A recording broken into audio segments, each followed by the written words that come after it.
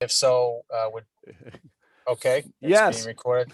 And then the second question is, or no, just so that it's clear to folks again, that this doesn't count as a community meeting under the new zoning. This is simply a preliminary presentation of the plans that you all have come up with. So just want to get that out of the way. Thank you. Yes, thank you. So there will be a presentation and then there'll be an opportunity for questions. The meeting, as you heard, is being recorded. So bear that in mind. I would now like to turn it over to the chief of the development team, Robert Korf. Robert? Thank you, Adam. I appreciate it. So I just have a few words or a few comments to make here because I don't want to get bogged down in just introductions here. I love to use the time this evening to hear, we're here really this evening to understand some of the critical ideas that the community would like to have us incorporate into this project. So I'd also like to thank everybody for being here this evening. I know for some of us, it's difficult to find the time for these meetings, and I'm very impressed with the turnout, which to me is an indication that my hunch was right on this deal. And by that I mean, what really has attracted me, to this opportunity when it first was presented to me is, it's obviously a very critical site, not only for the Winter Hill neighborhood, but also for the city of Somerville. And for me personally, in my prior developments, I approach all our developments. What excites me are situations that appear to be identical to what we're looking at here, which is, shaping and forming a project, to fit into a community. To me, that is the indication of a successful project at the end of the day. I, I, I, I love collaboration, and we love to build by consensus, and we like challenges. And this project appears, at least on its surface, to check all those boxes. So, this evening, we're not here tonight, with a lot of, fancy renderings and glossy pictures to try to sell you on our vision, because we want this to be, a joint vision with the community. I think that's extremely important, not just in this project, but any project.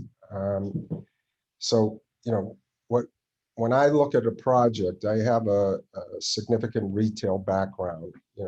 I'm 35 years into my career, and for the first 20 years, I was primarily focused in the retail industry. So to my eyes, what gravitates me, to opportunities are sites that, I think are viable at the ground level, where I believe the success of projects, mixed use projects in particular, that's how they're achieved. It's all at the ground level. That's where the energy of a project gets created.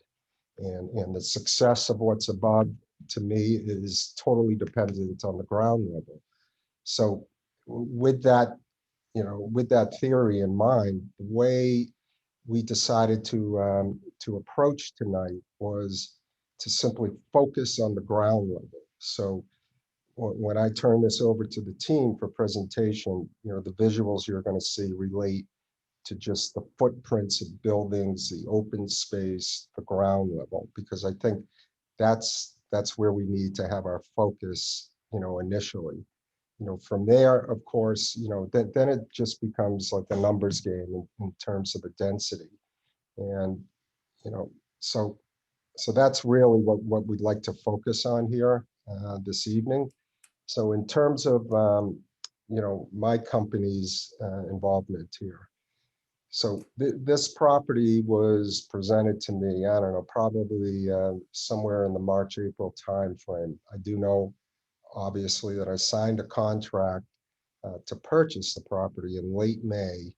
And I'm in what is the due diligence period now, and I have a 90-day due diligence period. So I'm 60 days into that 90-day due diligence period. And really all I've done for the past 60 days, once I had the property under contract, is, I focused on things such as title, survey.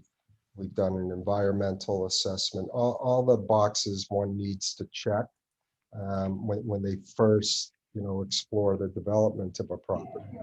In addition to that, we've spent an enormous amount of time, um, you know, over the last 60 days, focusing in on the ground level.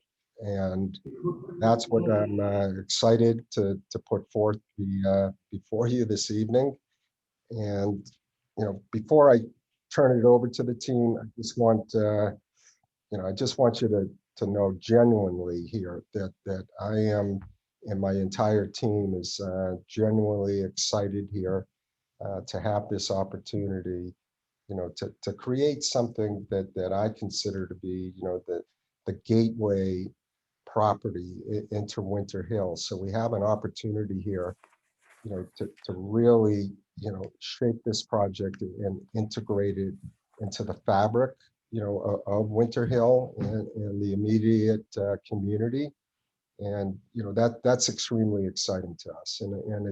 At the end of the day, this, in my mind, this project is only going to succeed to the extent that we can all, in the end, be, proud and excited about what we can create together here. So I genuinely would like to be working, with everybody throughout this process. I'm a very transparent operator. I love getting into the weeds and meet with people, talk to people. I'm very accessible. At some point, after this meeting, we'll figure out a way where Adam can get to everybody my contact information, and I'll provide my cell number, and I love mixing it up. So I welcome the opportunity to have a dialogue with each and every one of you. So again, thank you all for being here. And at this point, I'd like to turn it over to, well, the last comment I'd like to make, if I could just do a little pat on my back, is when I thought about assembling the team here, I truly believe that the professionals that I've assembled here to be part of this team are the cream of the crop in the industry. I mean, we have some exciting talent here that I want to make available to everybody, and I hope you all agree when it's all said and done. And at this point, without further ado, I'm going to turn it over to Russ Preston from the Principal Group to take you through our thought process as it relates to the ground level. So, Russ? Thanks, Robert. Yeah, appreciate the words there. We're really excited about this. We've been working in the city for a decade now, and involved in a handful of the plans around town, and really excited about what the team's been thinking about here, and about this conversation tonight. I share with Robert the sort of idea of really co-creating these places with the community. So before I dive into the short slideshow we have, this has been a real collaborative effort so far. So I just like, Tim Love and Jeff Speck to just introduce themselves as well, because they'll be available for questions as we kind of get going. Hi, everybody. My name is Tim Love. I'm the founding principal of UTIL. We're architects, urban designers, and planners. And some of you might know me because I collaborated with Russ and a larger team on the original Union Square framework plan, probably 6 or 7 years ago, among other things. So this is a great team and a great opportunity. So I'm very excited to be here. Jeff? Thanks, Tim. Hi, everyone. I probably met some of you. I was last planning in Somerville about 8 or 9 years ago, working on the plans for Lagoon Square, Gilman Square, Ball Square. It was actually that project where I first met Russell. So I guess it was George Puakis who put me and Russell together, and we've developed a nice relationship. Back then I was in DC, but I moved my practice and my family back to Boston, where I grew up about 5 years ago. And since then I've been working on a bunch of projects, but consistently with Mark Development, with Robert Korf and his team over the last 5 years. So I'm very excited to bring him together with you all and Russell and Tim and work on this project. Great, thanks, guys. So, yeah, I think what we would like to talk about this evening is really the public realm of this section of Broadway and Temple, and sort of the kind of sort of core of the Main Street here in Winter Hill.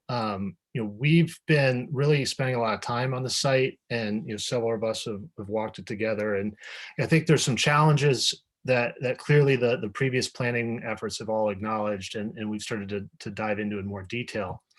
Just to orient everyone, the kind of Marshall Street connection, down to Gilman Square and where the future Green Line station, that's sort of, one of the axis, the Temple Street sort of connection down to the river and the highway. And then of course, Broadway, the kind of neighborhood Main Street, and how this kind of looking at summer vision and all the previous plans can really this project can start to enhance the kind of neighborhood character of this Main Street, and how it can contribute to the overall success of not just this block, but the existing buildings and businesses in Winter Hill. The project is really looking at what is kind of the Rite Aid site, or the old Walgreens site that's currently there, and the supermarket, the Star Market building. It's not including the corner buildings there where the Winter Hill liquor store is. And so I think it's different in that respect from what maybe some of the previous planning has been doing, and that we can talk through. The other interesting thing is really when we start to look at the architecture of this project, the topography is quite, it's actually more significant on this site than you might realize. It's almost 20 feet, 22 feet from one end to the other. So really just start to think about how we can assemble a series of buildings that actually climb the hill here, and also shape the public realm and what the neighborhood is really organized around the public spaces that should occur on this site. So we've really been looking at that, and we've been looking at how the frontage along Broadway and along Temple can really contribute to kind of active ground floor realm and contribute to the vibrancy of the Main Street.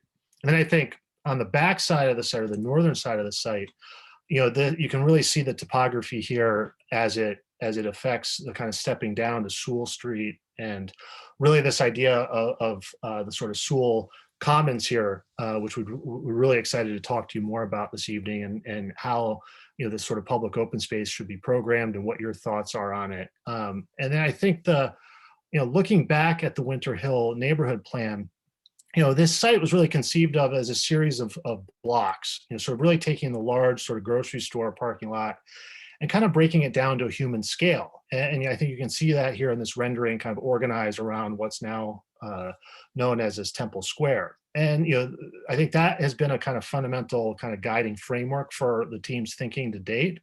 And then the idea of a series of sort of courtyards with buildings organized around them to kind of finish out these blocks and kind of frame this new square. So I think there's some differences between what we've been thinking about in this plan, which was done really back in the planning in kind of 2014-15 period, and then adopted in 2016. But I think the idea remains of sort of this connection through the site to Sewell Court from Broadway, and then this idea of a sort of central square. I think the evolution of this plan is really interesting as we started to dig into it. Following the development of this plan, the urban renewal discussions and a lot of the work you all did in the neighborhood, I think refined this idea, and kind of looking at the disposition parcels here in the urban renewal plan. The idea that the D1 parcel really should become a green open space and kind of a neighborhood scale park or common that contributes to the kind of residential character of Sewell Street. So we're really interested in how we can start to think about that space with you all, and how as a public open space, the programming can occur and inform what might happen on the D3 parcel. And then the D2 parcel, just looking at that as a really sensible infill project for some affordable housing.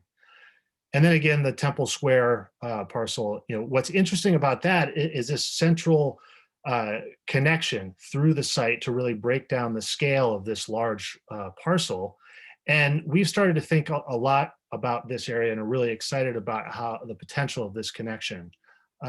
So, to show you where we're at now, we've really done a series of kind of sketch studies and conceptual studies, really focusing on how to best organize the site under the current constraints of today. And I think if you look at this, we've really tried to organize a series of buildings facing Broadway with active ground floor retail, and then around a central square that we think would be a kind of vibrant space with, which we really want to discuss with you all tonight and going into the future, what the programming might occur there. And then a series of lobbies that would service the upper floors of these mixed-use buildings. And then interestingly, we've been able to connect a through block plaza as an additional public space up to the D1 parcel. And I think the idea there is to really provide a pedestrian and a bicycle connection back into the neighborhood, and also to make a coordinated effort between what could be this public open space on D1 and how that could be a nice connection through from the residential streets to the north down through the site to Broadway. And then looking at the specific buildings, similarly to previous plans, it's really organized around a series of 4 buildings.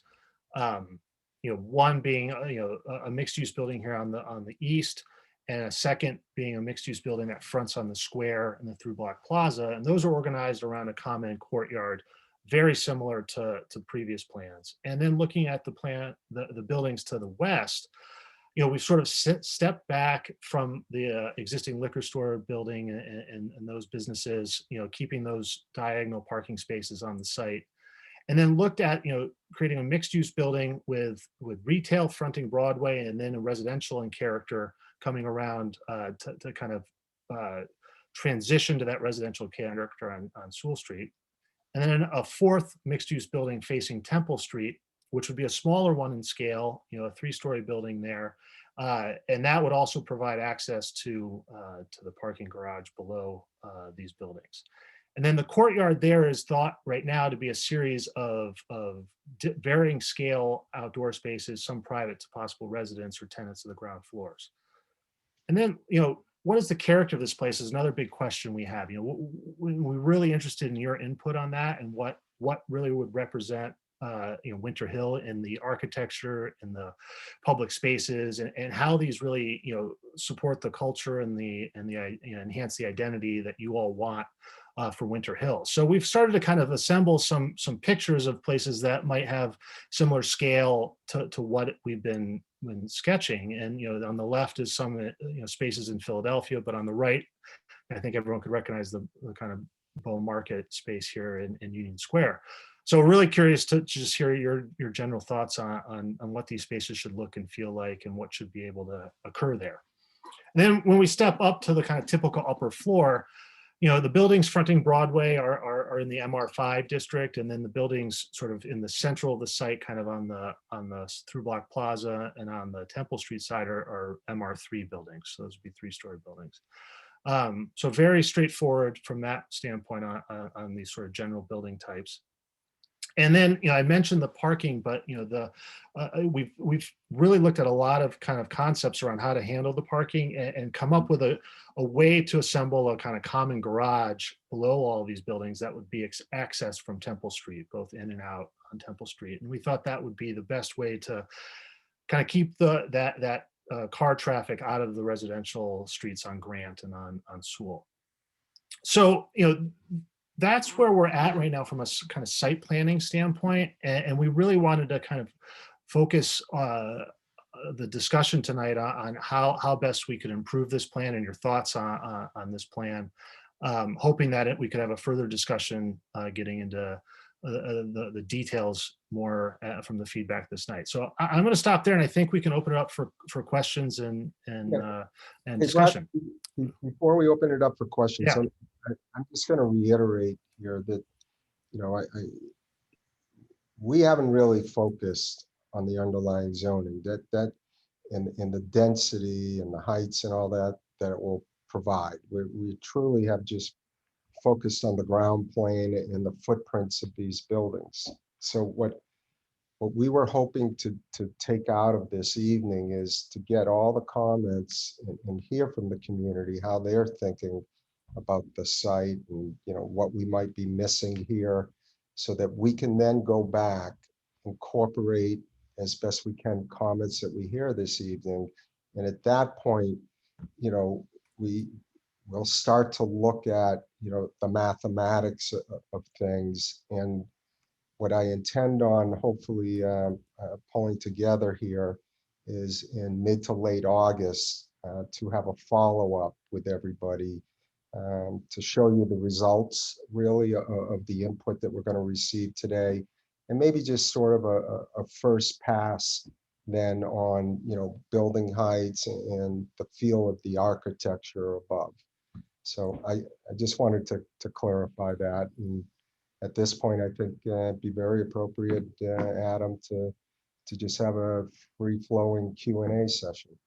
Thank you, Robert. So if anybody has any questions, if everyone could, if you could raise your Zoom hand, I will then call on you and unmute you to ask the question. I would ask the same rule by the presenters would be, for the interpreter's sake, to please speak slowly and allow some breathing room so that we can have the translators do their work. And if anybody is asking a question in another language, to please let us know that, and then we can obviously have the interpreter interpret through that. So we have two hands up, and I will start calling. I've got Hala Jadala, if you would like to start. Hi, we own property on Langmaid, and we just want to make sure that the view that we have on from our property is not going to be blocked anymore. But also, we want to have more like friendly things in the neighborhood. There's not a little supermarket where my mother, who's older, can walk to get some exercise and maybe pick up some eggs or some milk or just something small that she needs. But we also don't want to get rid of the Walgreens that we have there, because not just the Winter Hill community, but East Somerville goes to that Walgreens, and we need to keep it in there. We need to keep it, we don't want it to be crowded, but we don't want it to be overfilled. We don't need it to be crowded, but we need it to fit with the area and have something special that will also bring other people in the community to that area besides us. Thank you. Robert, did you want to? Yeah, Hal, I'm actually glad you brought up the Walgreens situation, because I left that out of my introduction. So first, on the retail side, the beauty of the situation as I see it is we have an opportunity here. The retail, from an economic standpoint, is not the driver in terms of making this deal work economically. So what that means is it really allows us to shape the retail for what the neighborhood really wants. And we're not going to be rent sensitive. I mean, we need to price the retail to bring in a lot of local flavor and uses, I believe, that the neighborhood would want. Now, when it comes to the Walgreens, I spent a lot of time thinking about it and discussing it with Walgreens. One of the benefits, I believe that our team brings to the table here is the fact that I have a long working history with the Walgreens drugstores. I started with them in 1990, and I developed, dozens and dozens and dozens, of Walgreens. And I'm very familiar with the company, and I know a lot of people in top management. And I discussed the situation with them, and we really have two options here. Walgreens, definitely wants to stay in this community. They want to be able to serve the community. So, there are two ways to do it. One way is to think about a development here that incorporates a new Walgreens. The problem we had with that when we started to think it through was it would require a phasing because they will not close for business. That's really a gatekeeping issue for any retailer in a situation like this. They have to figure out a way, to remain in business during the transition period. And we tried a lot of different iterations at the ground level that we felt may have a shot at accommodating Walgreens' needs. But in the end, we struggled with it and couldn't make it work. So fortuitously, what I came to understand with Walgreens, and this was, pure luck on timing, I think, is in discussions with them, when they started to realize what's really going on here, that this property is going to get developed, it really woke them up to think about what the options are. And they used to be like a block or two up the street, as you all know, I'm sure. And they have not given up that lease up the street. They're still on that lease. And they actually have an option coming due soon where they have to make a decision whether to renew it. And I'm working with them now to convince them and make sure they exercise that option so they don't end up in a situation where there's no opportunity for them to continue to service the community. So I think the long and short of the Walgreens situation is one way or the other, the community will not be losing Walgreens. So we can put that to rest right up front. And as I said, at the beginning, as it relates to all the other retail, you all are my partners in essence in figuring out the mix and the uses, and we'll work together to try to bring the right uses into the neighborhood. And I need to discuss it with the community. It's your community, and you're the ones that know what the needs are. So I'll be very interested as we continue this dialogue to hear more about that. Thank you, Robert. Next, I'd like to call on Brian McCarthy. You can unmute yourself. Yeah. Okay. I agree with Hyla about needing a supermarket and keeping Walgreens where it is. I have a couple of other questions. How big is that underground parking garage? Will you charge parking? And the second question is, how many condos are you planning on putting there? Okay, let me try to take those one by one, Brian. The last schematic, I'm sorry for not having it here this evening to show you, but the garage underneath all the buildings you see here, I believe in the last iteration accommodated 197 parking stalls. So that's the answer on that. In terms of charging for parking, the parking, what we like to do is decouple the rent from the parking. So we don't include the parking in the base rent because, we're trying to create a walkable neighborhood here. So to the extent we can limit parking needs, all the better in that regard. So, people would have, if they want parking, it will be available, but, they would have to pay for it. And that's what we call decoupling parking from the rent. And I'm sorry, Brian, what was the last question? The number of units. How many Oh, yeah, how yeah. many condominiums are you planning? Okay, well, we're not perceiving having for sale residential. We see this as rental residential.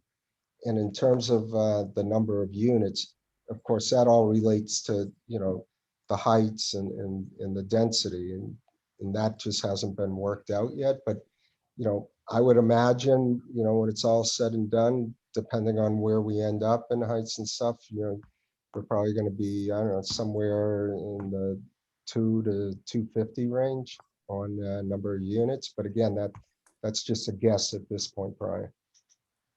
Thank you, Brian. Next, I'd like to call on Dan Thomas, if you'd like to unmute yourself. Thank you.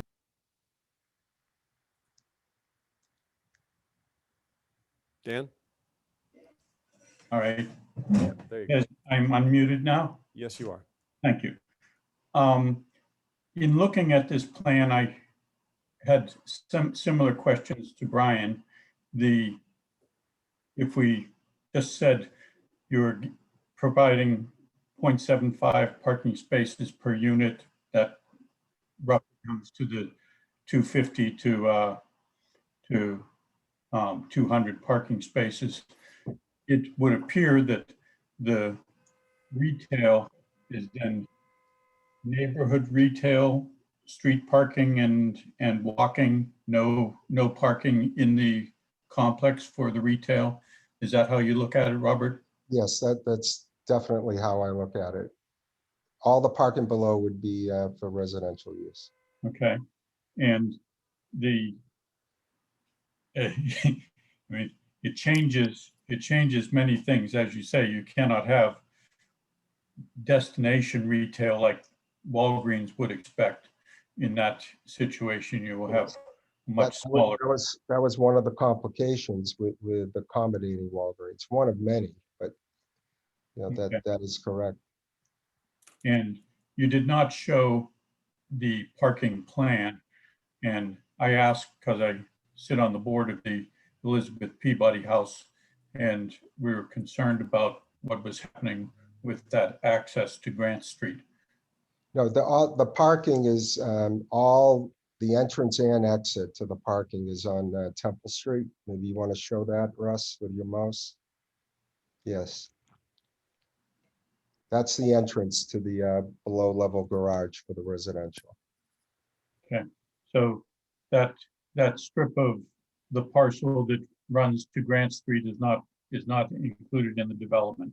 No, in fact, under this scheme, that we're not using that strip at all. And I intend on reaching out to the two abutters to that strip. Just, you know, we ought to make use of it somehow. And I just need to solicit comments from them. Thank you. Thank You're you. I'd like to call on Anders W. For anyone you speak, if you could start off with like stating your name, because not everybody has their name in their log on. So, but thank you, Anders.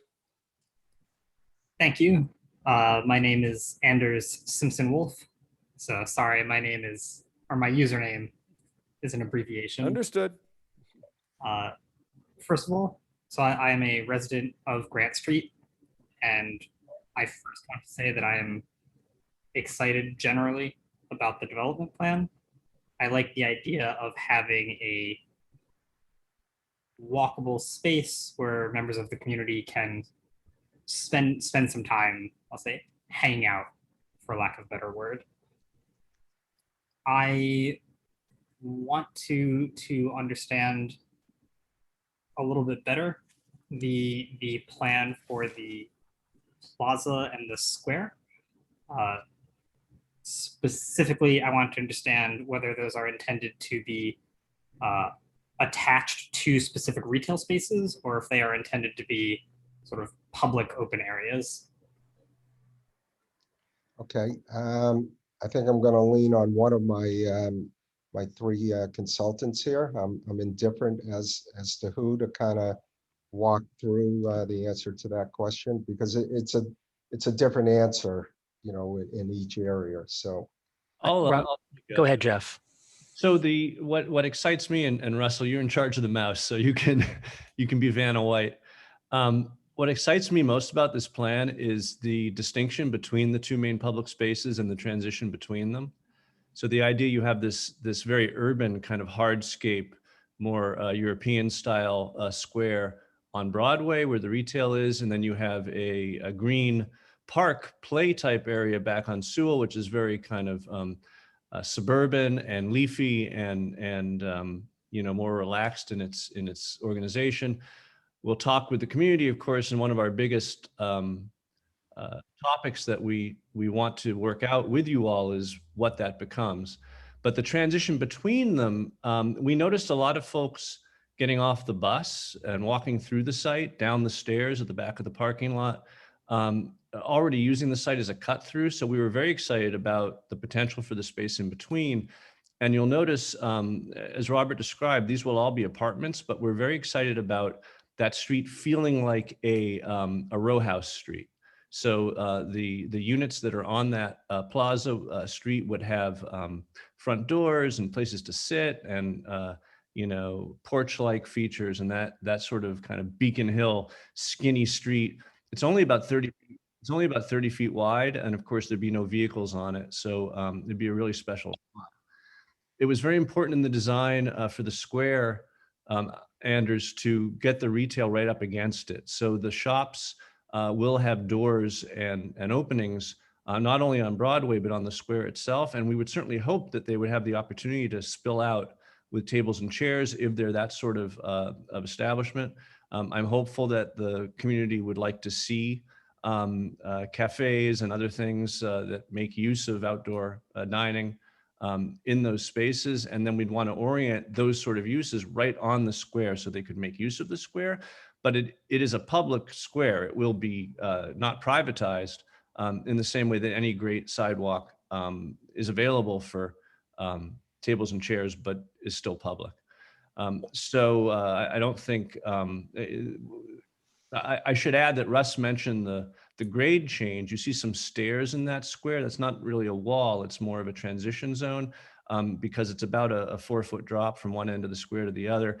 So there'll be some grade change happening in it, which gives us an opportunity to do some nice landscaping, and give some character to the ground plane.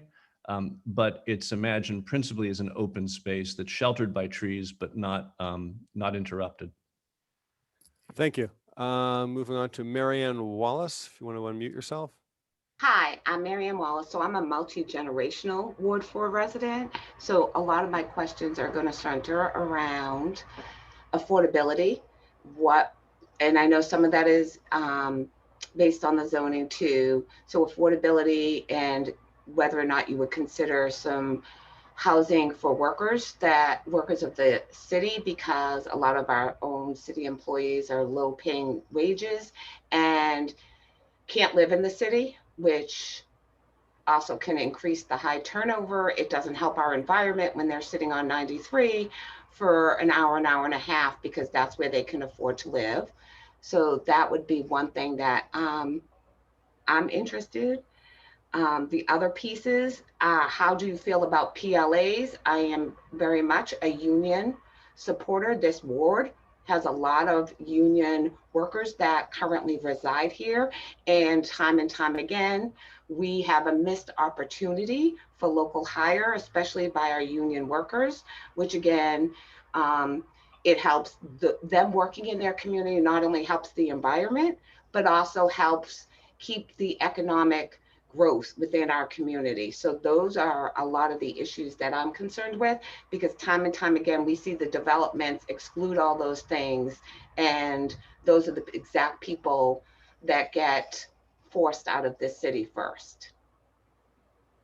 Okay, I can try to take those questions on.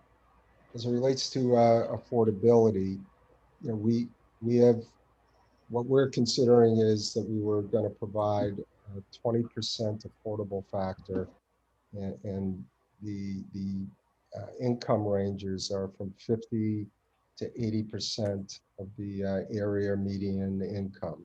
So it would average on 20% of the units, the rents would average 65, it'd be for tenancies at 65% on average, most likely, of the area median income. I'm not sure, Marianne, I follow the question as it relates to PLAs. Project labor agreement. So what we have seen time and time again is that the city developers don't require a project labor agreement, which is a higher standard of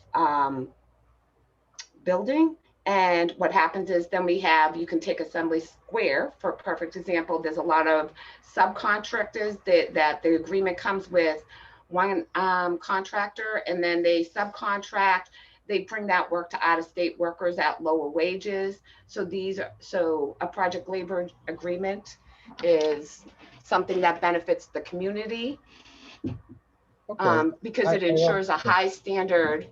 Sure, sure.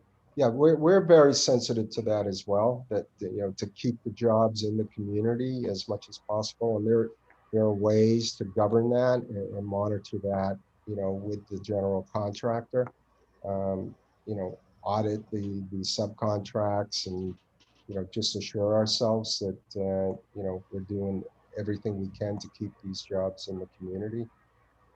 Is that helpful, Marianne? That is helpful as long as it also includes union labor. I am the mother of 2 children that are union workers. We never exclude union labor from participating, in the projects. So project They'll labor have every agreement, opportunity to negotiate with us, I guess explaining why the importance of project labor agreements, it actually gives unions a fair shot of bidding for those jobs, but local hire also needs to be a part. Percentages of local hire for men and women and people of color that reside in this city. They have lost so many job opportunities on a city that has been growing in Okay. development. Okay, I do appreciate all that, and I'm wondering if I could have the opportunity to consider everything you've said, and perhaps you and I can have I'd love a follow-up separate conversation. Yeah, that would be great. And, Thank you, and Marianne. I'm going to be leaving my contact information for everyone when Great. we conclude this evening. Thank you, Marianne. Next, Tori Antonio, do you want to unmute yourself? Yeah, hi, my name is Tori Antonino. Just want to thank Marianne for speaking so passionately and well, and I support everything she says. I'm a bit underwhelmed.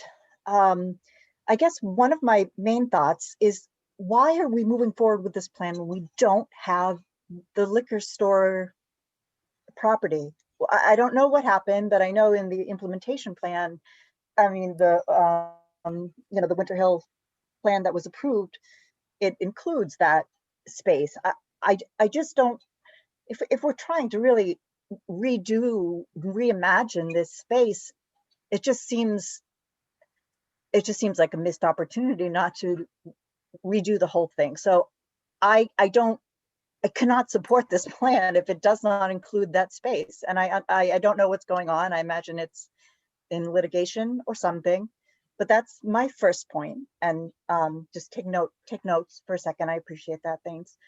And the second is, so I think the overlay districts, the master plan and special permits for Union Square and Boynton Yards require 20% civic space. And that does not include sidewalks. Civic space types are very specific. And I know you guys aren't in the MSPD overlay zoning. This is different, but we would really need to hit at least 20% or more. And and that would mean that those spaces could not be private. It's civic space. So I'm just a little concerned about the lack of open space, public open space, civic space. And personally, I think we would, if we need to go taller in order to have more open space, I am very much for that. And I know that can be an issue sometimes, but it can be done. It can be done in a manner does not encumber neighbors, but provides more open space. So that's I just can't get behind this plan until that liquor store is incorporated. It just doesn't make sense to me. Okay. And so, but to just more open space, more green space, supporting what Marianne Wallace said, and also Russ, I would love to meet with you and whomever else on the team to go to the Growing Center, the Community Growing Center on Vinyl Ave in over on some Spring Hill, because it gives a great example of a community space that is about education, learning about ecosystems, and sort of like a science nature space. And I think that is really missing in many of our spaces, they're just kind of like, okay, a green space, and it, there's a path that cuts through that open space that doesn't invite people to stay and explore. So my imagination of the Sewell Commons would be like science, nature, exploration, community space, programmed with events, especially events that are going to bring in our youth. I feel like this whole space needs to center on community space. We know with the recent shootings in the area that there is a need for people to have spaces to go that are safe, that are nurturing, that are educating, that are alternative spaces. There seems to be a lack right now in that area for a community space and a community center. This is ideal to have a community center, which we so desperately need. It's missing in so many of our squares, and I'm underwhelmed, and I hope you're willing to work with this. And I ask the community here, please let's not proceed until that property is figured out. I have a lot more to say. Thank you for your time. Thank I you, look Tori. forward to connecting with you. Thank you. Robert, did you want to Laura, address yeah, the liquor store business? Yeah, I'd love to respond. So first, as it relates to the liquor store, so please keep in mind that, I've been involved here for 60 days, and, there was nothing for me to consider without, the main property here that we're looking at now. So, I have not I have not had any conversations with the corner property owners. What I thought I'd do at this point in time is create a plan that could very easily, incorporate the corner pieces, if that is truly, the desire and the will of the community. And, we can certainly explore that. You know, I don't have any idea what the property owner feels, whether he'd be willing to sell or wants to sell, and what the price is. But we can definitely explore that, and it's hard to disagree that it would make for a more complete project, to have that corner piece. But for now, our focus was on the main piece, because it's very easy to add the corner piece into this plan. Yeah. It wouldn't create an overall redo of this plan. So that's how we were approaching the corner piece, but we're very much aware of it, and in a perfect world, we'd love to have it, but I do not have it under contract at the moment. All your other comments, as a whole, I totally agree. And yes, of course, that's what I'm trying to express now this evening, is the desire to want to work, with you on shaping this project. I'm curious, as it relates to community center, it's an interesting idea. I'm wondering, could you define that more in your opinion? Like what would a community center here look like? What would it be accommodating, So, size and things like that? well, for me, I'm not sure of the size. I'm trying to think in the overlay districts, in Boynton Yards and Union Square. There's a certain percentage required for community space with each development. And I don't know if we have any city people here. But for me, the community space that we need is an intergenerational space that could be, ultimately, I would love it to be a standalone building somewhere. But let's say it's not. Let's say it's, I don't know, 20,000 square feet. Ultimately, again, just an intergenerational space where there's, the youth center, a senior center, not just a room in a building that you sign out to have a meeting for 2 hours, like something like the Y, or like, satellite YMCAs, or again, I just see this. I feel like there's a lot of I feel distressed about what's been going on in Winter Hill and just feeling like there's this undermet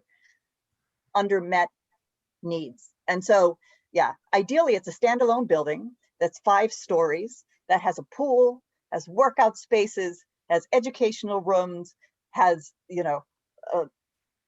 spaces for entertainment with a green roof on top and a farm and a cafe and a nursery, and we're living in dream world. I get it, but it's ultimately, that's the dream. But if it has to be smaller, I understand. But again, intergenerational community space where people can go to be safe and have alternative places to go and be in Hear community. you. I hear The you. dream And is big, but I understand constraints as Well, well. thanks. We have actually a lot of people with hands up. Tori, so if you mind, I want to move on. Thank you. Thank you Terry. very much. No, thank you for the comments. Terry DeVideo, if you want to unmute yourself. Hi, my name's Terry DeVideo. Thank you so much to everybody who's commented so far. So I'm looking at this and I don't see any place for loading zones. I'm wondering, how does the fire department get in there? I'm a little bit nervous because we've had so many fires recently, and I know your building is going to be new and it's not going to have. It just looks like a lot of things going into actually. I mean, people say it's a big parcel, but it's really not that big, and it makes me a little bit nervous. Also going right to the sidewalk, as most things do nowadays, to optimize the space. And also I'm worried about on Temple Street, if you have 197 spaces going into that 2-lane in and out situation, and if that's going to be retail parking also, Temple Street is going to get a little jammed, which is already jammed anyway. Those are a couple of different things.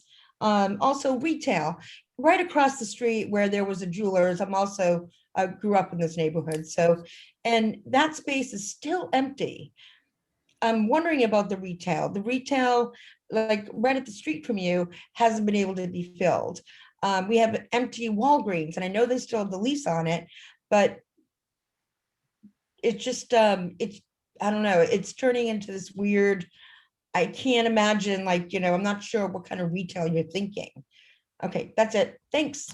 Thank you, Terry. Adam, Yes. if I could speak just very specifically on the retail up the street, this is in no way to, indicate any, my feelings one or the other. I can just tell you from experience that they're not returning phone calls. I have some immigrant folks that they're trying to put a grocery store in that Walgreens, and they won't return phone calls. I've left messages, emails and such. So I'm not really sure. I think it comes down to the actual leaser, property leaser, as to how they handle their business.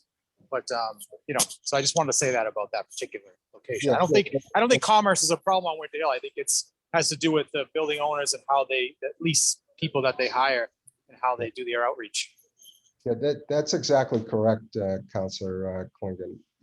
As I said before, I can only imagine the reason why you get no response on the empty Walgreens up the street is because it's under lease still. And, I would imagine a property owner is waiting to see if Walgreens is going to renew the current lease that's in place. And I think there's an option coming up the end of August. So that would explain, why people haven't been returning your call.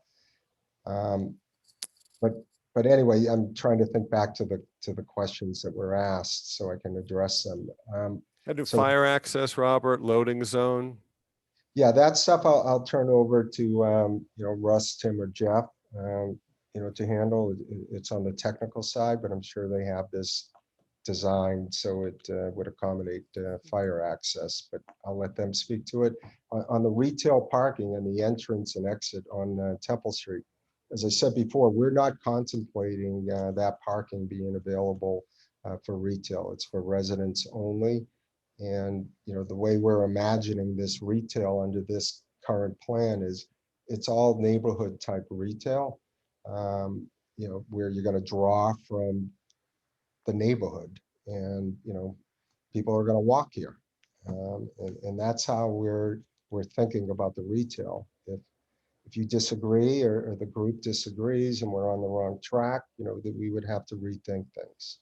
Yeah, I would note just for the public that this is very preliminary still. This is our first meeting. We're just bringing the first concepts. So, some of these are important issues that will get ironed out if we go further along, I guess, and as we go further along. But yeah, they've been taken into consideration. I don't know, really, we have a lot of hands up and we're trying to end at 8. So I don't know if Jeff or Tim want to real quickly answer the question about that. I think the fire emergency vehicle access issue we've talked about, and it's one reason why the plaza has a dimension to allow, if necessary, for emergency vehicles to get there. But it's also would require us to look at distances in terms of kind of fire access too. So we looked at it at a very preliminary level, but I think it's a really good comment. And those are the things we have to overlay over the plan, these technical issues, as well as the feedback we're getting from all of you. So thank you for raising that. Thanks, Tim. Donna, you want to, I don't know your last name, if you could identify yourself and unmute yourself. Hello. Hello, you're on. Yes, I just want to let you know my wife set this up, so you're actually talking to Paul. Hey, Paul. How you doing, sir? How you doing, sir? What's your last name, Paul? Romeo. My name is Paul Romeo. I reside on Wheatland Street. I have been a resident of Somerville since born, and I now am in the Winter Hill area for 30 years. I'm going to ask about the Walgreens. I know the intended plans is to move them into the new area, but have they specified how many square feet that they would need? Okay, so again, the Walgreens, the current discussions that we're having with Walgreens would move them from this location back up to where they were before. Up the street next to the Winter Hill Bank and the shopping Yes, center. okay. So I don't foresee, unless they have a big change of mind, moving back another block and a half or so into the new area. Well, these are real-time discussions, sir, that I'm having with them. So I'm giving you the information real time, and I can assure you that they are considering moving up the street. Oh, okay. So in regards to the two businesses, which is owned by two separate individuals, you haven't had any talks with them yet? No, because they're part of that corner parcel, and as I said before, I have not had discussions with anybody relating to that property. But if ultimately we did the corner piece, included it, there's plenty of retail here to move those tenants into the new retail. Okay. Well, you know how rumors are travel in the city. I don't know if you're aware of it or not, but there's plenty of rumors floating around. In regards to parking spaces, whatever retail you have there, there's not going to be any parking spaces for retail at all? That is how we're imagining this at the moment. Yes. Well, I imagine that anybody, especially if the Walgreens is moved into the new complex, that you're going to have a severe congestion in the surrounding neighborhood. Even though I myself, I mean, I walk up there. I mean, unless it's really pouring, raining, whatever the case may be. All right. Well, our thought process on the retail, again, is it's retail that's going to be useful to the immediate community. So in other words, within walking distance. That's how we're imagining the retail. And this would be the total retail count here. Help me out, guys, if I'm misstating, but I think it was somewhere in the neighborhood of 15,000 square feet in total. So you know, and the retail doesn't have that much depth. So we're imagining, you know, smaller type retail users, you know, providing neighborhood service uses. And, you know, again, the type of retail that can survive on the type of walk-up traffic, you know, that you would get in an area like Winter Hill. Okay, well, I'm sure there's going to be some type of traffic study in Oh, of regard course. in regard to this. Also, too, I mentioned to councilman, I mean, I rather say alderman, but Clean, and he's probably tired of me hearing this. But before this development is even thought of being put up, there's going to be some long thought in regards to drainage in the area. Because as it is, I mean, at times our cellars get flooded and everything else, but unfortunately, it's been really excessive of rain and stuff like and things of that nature. And also in regards to the demolition of the old Star Market, my anticipation, my thoughts are that you're going to probably run into some type of asbestos issues. And also, too, before any digging is done, that the area be well baited for, unfortunately, I'm going to say rats. That has to be issued before even anything is finalized. I totally get it, and I understand that, sir. Thank you. Thank you, Paul. I'm going to Willie Burnley Jr. You can unmute yourself, Willie. Not on purpose. Yeah, you're on. Oh, perfect. Hi, my name's Willie Burnley. I live on Winter Hill up on Bartlett Street. I big up a lot of the comments that have been made previously, including having strong project labor agreements and also the need for a community center in Winter Hill. But my comments were more focused on accessibility of this space. I'm interested to hear if the folks behind this plan have considered the accessibility of these grades that have been pointed out, if the space meets the qualifications of universal design, and if any of this rental space would be accessible housing, or if there has been thoughts around how to incorporate accessible housing into this space. Thank you. Handle Robert? that, Adam and Robert. Yeah, I mean, it's a great question, and it's an important one. As Russ mentioned at the beginning of his presentation, there's I think you all know, there's a dramatic slope from the high point to the low point. And so the particular location of the public spaces that you see was determined by finding the midpoint of the slope, with the idea that you could come off of Broadway into the square, stay at grade through the plaza space, slightly tip that space down so that the slope was barely perceptible, and then really be able to move at a very shallow grade right out to Sewell Street without any stairs between Broadway all the way to Sewell. And so the idea there is that currently, if you take that shortcut through, there's a set of stairs that would be a kind of smooth movement all the way across the block.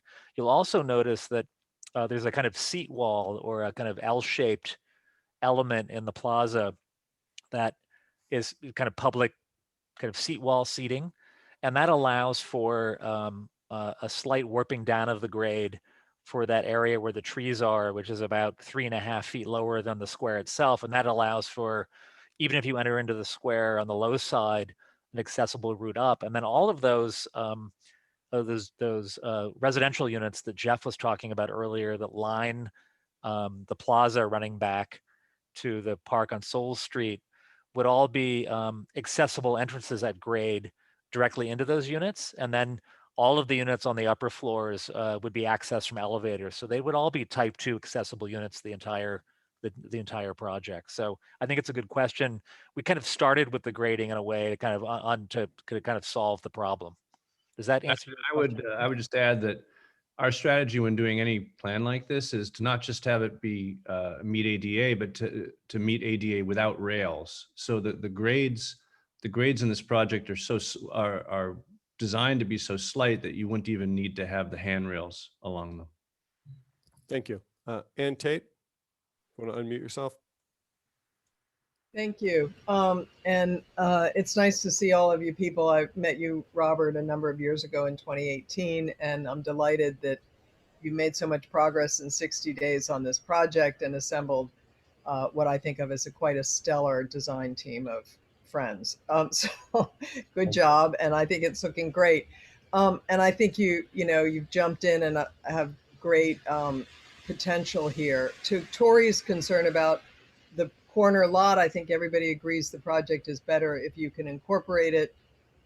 I understand that you're operating on what is currently owned and available and not needing the taking from the city, so that's why that parcel is left out.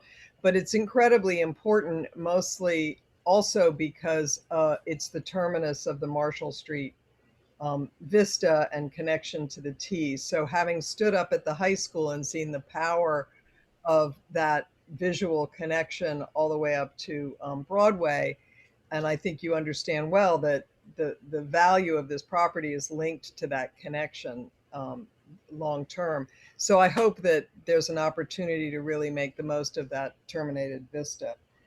Can you guys cited the Bow Market? Can you clarify, is the square that you're proposing approximately the same size? Or how does it compare in size to the Bow Market? That's a really good question, Ann. And I'm going on. I haven't measured Bow Market in a while, but I believe this square is larger than that space. It would be a very helpful visual as you proceed to actually do a comparison or stick Bow Market over it. We'll do that. I think we'll be surprised how tight Bow Market actually is for how animated it feels when you're in there. But yeah, I think that's a good comment that we could compare the sizes of these spaces to some other familiar spaces. Yeah. And I would support what Tori's saying about the park, and you should go see the Growing Center if you haven't, and bring Tori on board to help think about the landscaping of that site and all the things it could do. I also support the idea of some kind of significant community space, because as we add this many more people to the neighborhood, we have even more need for those kinds of spaces. Similarly, I totally get the idea of street front retail without parking. On the other hand, the street front retail that's there now operates because people can sneak in and out of that parking lot. So I think that while I walk to these stores, my husband does not, because he can't walk that far. So a little bit of street parking, I think, is going to be, or a little bit of retail parking, I think, should be considered, even though I know I'm with you on all this, no parking stuff. The only other thing that I would say is that I think that I hope that as you proceed, you'll consider making larger apartment units. And there was nothing, I don't remember how many you said there are in your rough count at this point. We haven't worked that out because we haven't focused on the upper stories. Yeah. But I would make a strong argument for multi-bedroom units over, studios and single bedroom units. I think it's really much, much more flexible in the long run, can serve both single people and larger families. And I think it's what we need at this point. I think, Ann, the zoning actually, it requires you to go in that direction, because there's a minimum gross square footage per unit that's allowed. So, and it really, it's not micro units, huh? Exactly. You wouldn't be able to. So, no, all great comments. And listen, I definitely agree on the corner piece. It sounds like, I'm taking notes here. It sounds like I got some homework to do to try to figure out what's going on there with the corner. And, comments like the community center and creating more open space. This, just being perfectly candid, my job here and my goal is to keep this as a private transaction, right? And and what's discouraging, for me is that, if the economics were to dictate, and I can't say that, I have a problem economically, I'm just hearing about all these requests, and I don't even know how many units yet. So, we're a ways away from economics considerations, but, the more I love to give and I love to please, but the more I give, the more likely this heads in a different direction, which would exclude me, right? So it's a delicate balance for me in this particular situation, considering there's an urban renewal plan in place, and frankly, when I started on this, I just thought, until the time I signed the contract, I was working on the notion that I was aware of the urban renewal plan being discussed out there, but I had no idea that it was as advanced as it was. And shortly after signing the contract, in a matter of days, I caught wind of an SRA meeting that I actually dialed into to listen. And to my surprise, it was approved that night. And then it was sent off to DCHD. And again, to my surprise, before I could even talk to everybody here, it's approved. So it's a strange dynamic, and frankly, one I've never been involved in, and I'm trying to process it. I think you'll find, though, that the city would be very happy not to take the property. Right, Oh, and that's well, what I'm trying to accomplish. That's a larger discussion. Right. Matthew Grisser, please. You want Can to unmute yourself?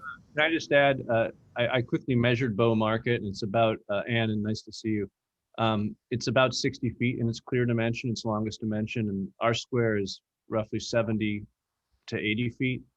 So our square is a bit bigger than Bow. Thank you. Matthew Grisser, if you want to unmute yourself. Hi, thank you. I'm Matthew Greaser. First, I'd like to say that in general, I'm very supportive of this project. I think the plan as is actually pretty good.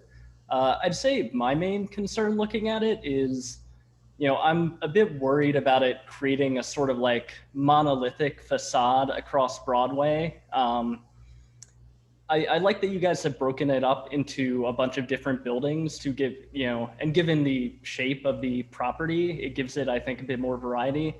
But I would like, it looks like the facade in the bottom right along Broadway is maybe like 130, 150 feet or something. And I'm wondering, would it be possible to break that up? And I guess a related question I have is, how will like the aesthetics of the different buildings be related to each other? Are they all going to look essentially identical, or are they going to be slightly different but related in one another? That's my main question. Thank you. Well, I'll give you my thoughts on the architecture, but I'm really going to rely on Tim, for his opinions here. But I totally agree. I like having a differentiation of buildings, but not in a Disney type way, so to speak. But so it looks organic and natural, and it's something that has to be well thought out to actually achieve that. But that's really the direction. When we get to the point, hopefully, of talking about our architectural articulation. That's definitely the direction I would like to go, but we just haven't advanced our conversations to that level yet. Tim, do you have anything you'd like to add to that? I completely agree. I think that this should look like 4 buildings designed by 4 different architects, but 4 architects that talk to each other, so that those critical relationships between the buildings make sense. Because then I appreciate your comment about the length of the facade along Broadway. Then the project begins to have the scale like a group of apartment buildings that are of the scale of other apartment buildings, especially the kind of pre-war apartment buildings that you find on Broadway. So I think the full team here is in support of your comment about that. Thank you. Megan and James Talkington, if you'd like to unmute yourself. Hi, we live on Jake Street, and our question is just in the material that came out from the city. There was a mention of city staff being on hand to talk about questions about the relationship between, as you've mentioned, the urban renewal plan and this project. And so we would love it if we could get an overview with, specific overview of how those two projects or plans relate to each other, both in terms of the project area and the process. Thank you. Yeah, we do have a number of city staff here. I don't know, Tom Galagani, Economic Development Director, and Rachel Nakami are here. If you guys want to unmute yourselves and maybe explain the urban renewal situation. Sure. Russell, if you have the control, can you go to the urban renewal plan diagram that you had? Yeah, I did. This is Rachel Nakami, actually, if you want to. Sorry, yes. So yes, hi everyone, I'm Rachel Nakami. I am the Senior Planner, Urban Revitalization Specialist, and am working with the Urban Renewal Plan for Winter Hill. I think as Russ walked through in the description, this is the Urban Renewal Plan territory. The project area, it does include the corner. So it includes the two parcels that Mark Development is looking at, and then includes those two corner parcels at Temple and Broadway. So the plan has been approved. It was approved by Massachusetts Department of Housing and Community Development a few weeks ago, and that means that we are able to proceed. So there's this is unique, as Robert mentioned, that there is somebody who's looking at it while it's being approved.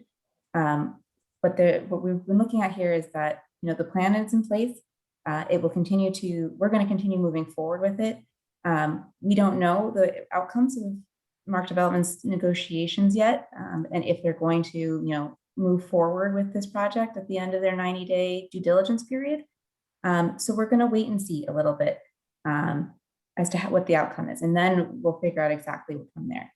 But with respect to the corner, that is still going to be under the urban renewal area, whether or not, even if Mark Development doesn't end up purchasing, that would still be within the urban renewal area, and the city would still have the ability to move forward with an eminent domain project on that site.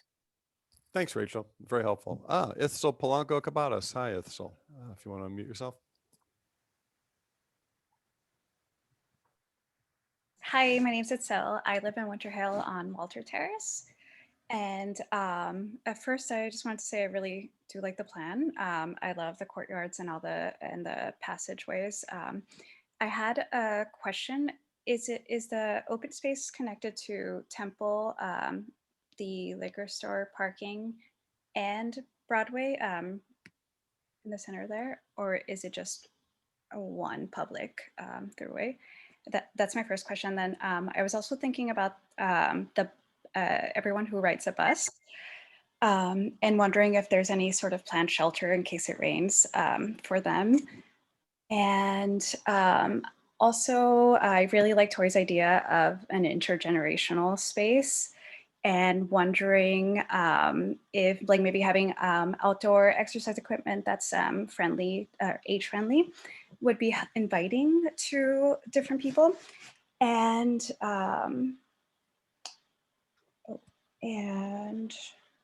yeah, I think that's all for now. Thank you. Thank you. Okay. Tim, do you want to try on that one? Sure. I mean, I met the team many times here, and I take the bus from Sullivan Square, and lo and behold, I discovered the bus stop is right where we're showing the square, and that a lot of people either cut diagonally through the parking lot, across the face of the Walgreens to walk down Temple, or as Russ mentioned, continue through the parking lot and go down that little stair to cut through I guess the former basketball court to get to Sewell. And so that pedestrian desire line through the block we think is critical for the success of the publicness of that chain of spaces, that it just through that kind of pattern of use every day, it will seem public, act public. And I think the idea of a custom bus shelter there, or a way to think about the location of the bus shelter specifically relative to both the activities in the square and people waiting for the bus, is something that we should definitely look at. I think it's a comment that we've discussed very briefly, but I'm happy that you're shining more of a light on it. I think your question about what's public and private space, Tori brought it up a little bit earlier too, is a good question. We think a mix of backyards and publicly accessible space will knit this project into the community more than having all of those spaces be public spaces, because it starts to match some of the kind of pattern that you see in the neighborhood, and it creates other kinds of kind of neighborly relations of people that live on the site. So our current thinking is that courtyard space that gets kind of bitten off by the parking of the retail at the corner includes a public pedestrian alley that connects through and around to the Sewell Park as a kind of shortcut for people in the know. So that's a public pedestrian alley with very low fences for those private backyards, so that you could see people in their backyards as part of that walk, as a kind of neighborhood shortcut. And that's about as much as we've thought about it. Again, we've been really talking through these kinds of scenarios about what all those open spaces mean. Our idea with the courtyard on the other side of the project is that might even be publicly accessible to even access ground floor units from that space too. There might be a series of kind of patio units that are accessible, that might be the fronts of those units as well. So we're thinking through and trying to make all of the open space as rich as possible as a kind of a network, if that answers your question. Thanks. I would just note for the record, we're over the 8 o'clock end time. Not that I'm ending the meeting, but I just wanted to point that out. We still have 5 hands up, although people are leaving the meeting kind of in droves. But Christine Carlino, you want to unmute yourself?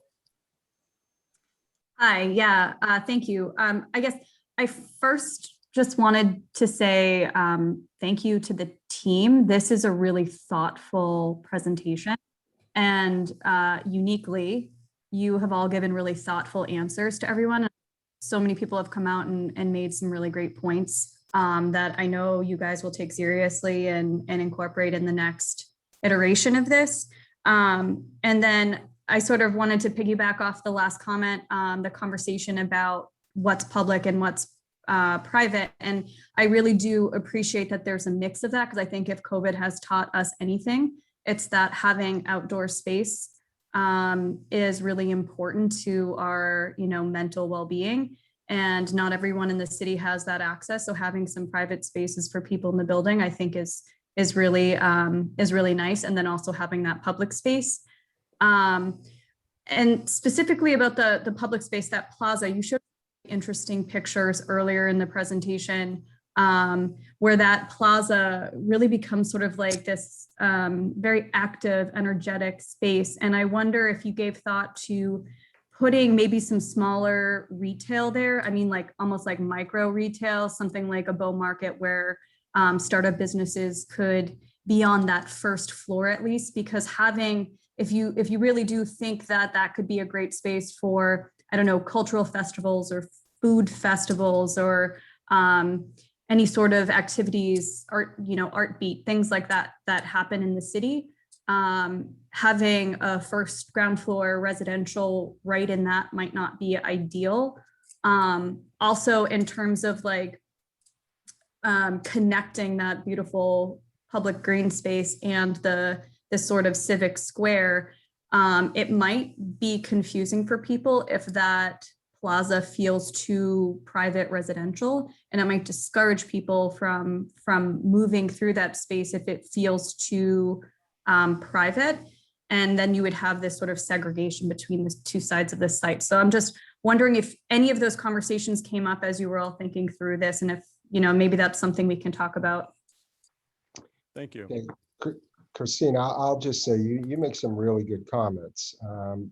Again, you're seeing these plans kind of almost, not quite, but real time, like I am. So I'm almost the same. So I'm going to ask, it has not come up in conversation, but as you were speaking, I particularly on that front plaza area where, we showed the, Bow Market as an inspiration picture. I tend to agree with you on the lobby space. So I'm gonna kind of put my team on the spot here, my design team. Were you forced to bring those lobbies for entrance, to the residential, to those areas for any particular reason? No, I mean, I think in Christine's comments, there's a lot of interesting options that we maybe discarded too quickly or talked about, but in kind of working out the mechanics of this plan, we didn't solve. But I think one choice might be to move the the lobbies to the residential buildings, to get the upper floors in another location and make that micro retail.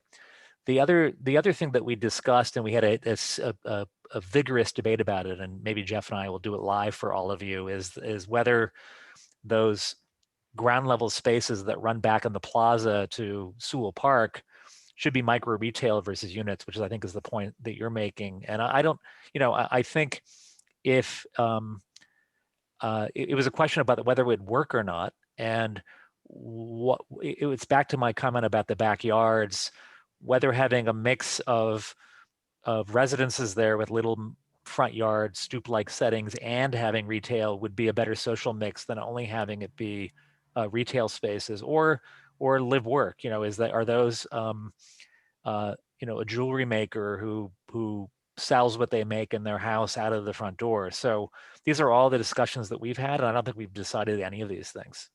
Yeah, I would jump in. I'm cognizant of the time, but this is one of many options we considered, and certainly not one that we've settled on. I was excited personally about the idea of these three lobbies all having front doors on the plaza, also giving energy to the plaza, understanding that there's a lot of retail frontage there. But there's an alternate scheme in which for example, the lobby on the right behind the retail is accessed strictly from the courtyard. So that retail could turn the corner and run that whole side along the plaza.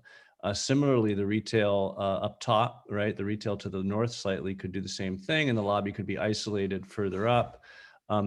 In this current scheme, it's a little bit hard to move that other lobby.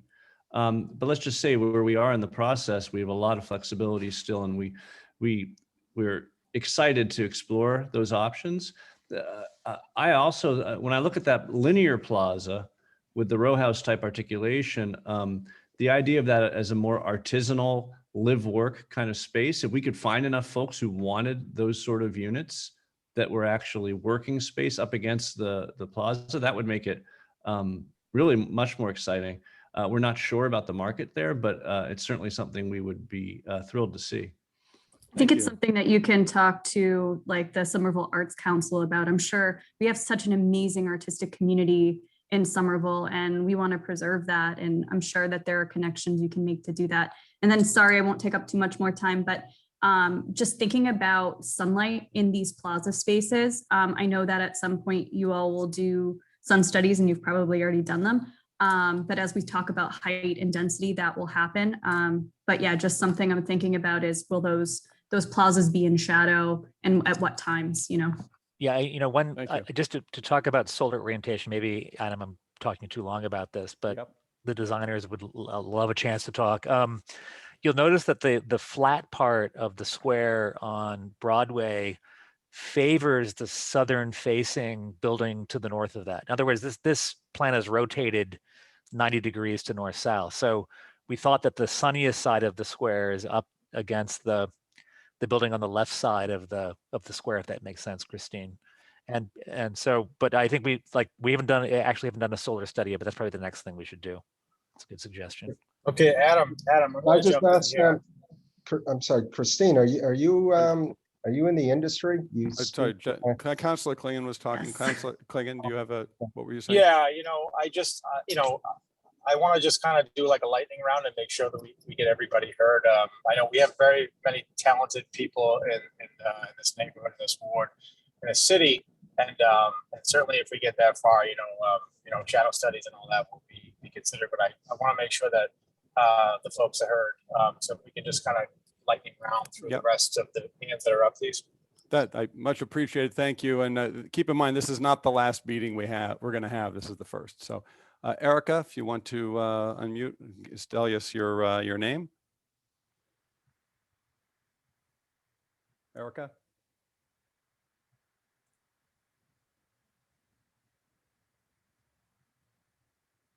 How about that? Yeah, you're on. Hey, I hit the microphone. Anyway, hello. My name's Erica Tarlin. I live up by the Citizens Bank on Bradford Ave. I've been here more than 25 years and had the pleasure of working on the Winter Hill plan back in 2000, whatever it was when we started it. So I've seen the various iterations. And I have to say, I'm very happy something's happening with the Star Lot. It's been years, and urban renewal plan could take more years. So I'd like to put a vote in for an indoor gathering space. Outdoors is great, but indoor, we need a place to come together as a neighborhood for meetings. And I think having to go up to the high school whenever that's done, or sometimes we go down to Mystic Towers, which is great, but it'd be great to have something more central for people to meet at. Retail's wonderful, but maybe some of the retail space could be given up for that. I'm curious about affordable housing. In the fact is the building on Sewell, all affordable. Would there also be affordable on the Broadway building? The separation of two is a little disconcerting, but maybe there is affordable in the other Broadway building. I'm concerned about height. Nothing against density, but it's not so much stories as height of the building, and camel's nose under the tent, the beginning of the canyonization of Broadway, which I think would be sad. And finally, I am also concerned when I say scale to neighborhood. Is Mark Development still involved with the One Kenmore development? Yes, we are, ma'am.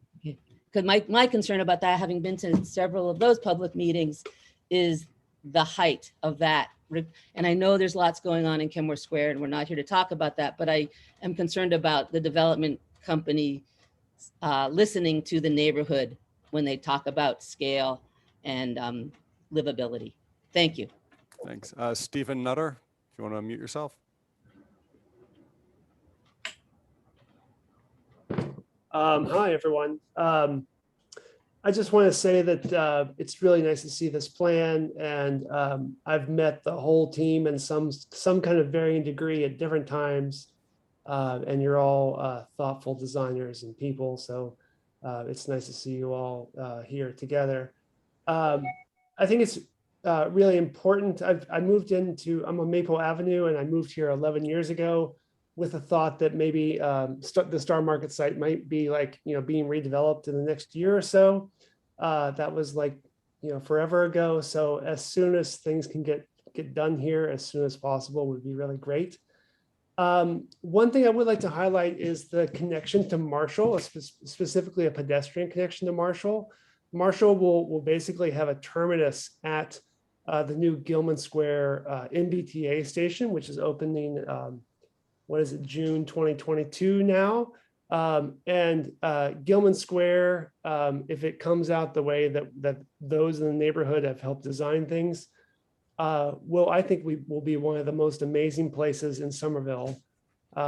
Maybe this new square here being only second to it. So it'd be really nice to have that sort of both visual and pedestrian connection back to the square. And also when you come out of the station to be like, oh, you sort of look down Temple and then you look down Marshall and then, this other place to go is there. The other thing I'd like to highlight is that there has been a lot of good community work on the Sewell Park area. I think the website's still up, Sewell Commons. That's been, there's kind of a lack of the outdoor space, gathering space, small festival spaces for children and those sorts of things. and we've prototyped a few things there. And so it'd just be great to talk to the neighbors and others around that. The last thing is that intersection there at Temple and Broadway actually is one of the most, it's a very old historic intersection in the Boston region that goes back to like pre-Revolutionary War. You can see it on all the maps. So kind of highlighting that and that connection, and just the people have been passing through that intersection for a long, long time. So I just want to thank everyone, and that's all my comments. Thanks. Thank you. Steph Amon. Good evening, guys. Yeah, yes, good evening, everybody. Steph Amon, just long time. Sorry, lost you there for a second. Unmute. There you go. Yes, Steph Amon, longtime Somerville resident. Just wanted to express my support for Tori and her great ideas about the environment and making sure that we get that added in. But I also wanted to stress about maybe adding some handicap parking spots. The one thing I love about plans is they can be changed. And so hopefully that's something that you guys can bring back and consider. And was hoping that retail space, hopefully half of them could be small businesses, and also maybe some local businesses that are not making it during this pandemic. I want to thank everybody for participating today, and stay blessed. Thank you. Yep. Councilor Klingon.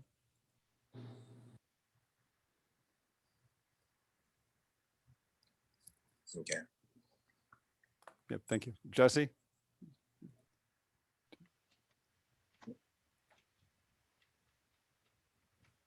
I'm sorry, did I have my hand raised? No, I wanted to see if you wanted to say anything. I'm out of people with their hands up. Okay, yeah, so I just want to thank everybody for coming out. Again, Adam, I do need to ask you where feedback can be given on your, on this particular project. And maybe also CC Rachel on these emails, or I don't know, maybe there's a way we can just kind of pass those along to the development, to the economic development team, Rachel and Tom, whatever comes in. But if you could put in the chat how people can email you about what they've seen this evening and what they'll see. Also the recording, where is the recording going to be? Would it be posted somewhere? Is there a way you could do like a $2.99 Broadway website just to throw up a quick, like, maybe the slides?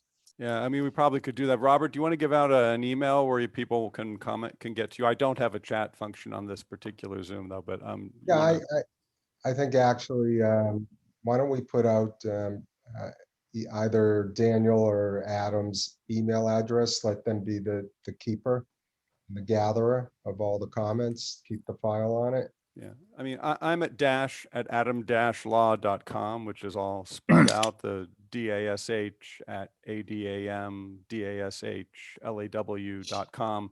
If you Google attorney Adam-Somerville, there's only one.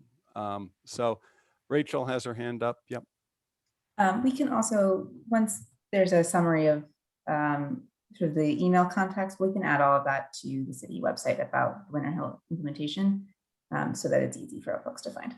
Yeah, I know, as far as where to put the recording, happy to post it wherever you think is appropriate, maybe the city site, or I don't know, however it goes, we certainly can do that. Adam, could I ask them a closing question on my part? I don't want to be too imposing, but I'd be curious to know if all of you in the community would be willing to meet with me and the team a second time prior to the end of August, probably somewhere third week of August, when I think we'll have enough time, I think, to go back, consider everything, and maybe develop these plans further. And the reason why I'm asking is, as I said before, I have a contractual due diligence period that expires the end of August, which is really the point in time for me personally. I have to decide whether I'm going to proceed, which I would love to be doing, or not. And I think in order to make that decision, it would be very helpful to us as a team to have an opportunity to meet with you one more time prior to the end of August. As far as the council is concerned, as far as I'm concerned, that's fine with me. again, as you know, in full disclosure, we're moving forward with the renewal plan regardless, just because we don't know what's going to happen on your end and, with your deal or whatever.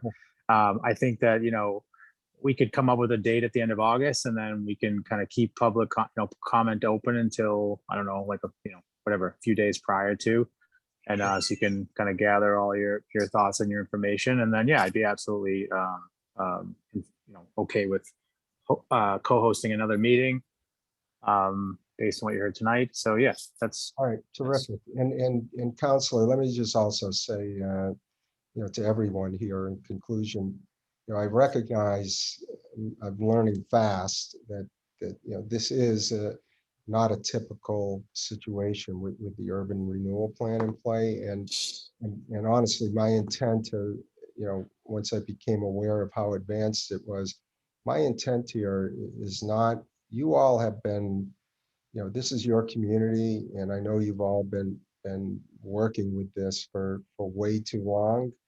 And the last thing I want to do is, come in here and disrupt things. And honestly, if the community feels at any time in this process that you think you'd be better served, just running a process yourselves, and, I don't know how it works exactly. Maybe it goes to RFP or something like that.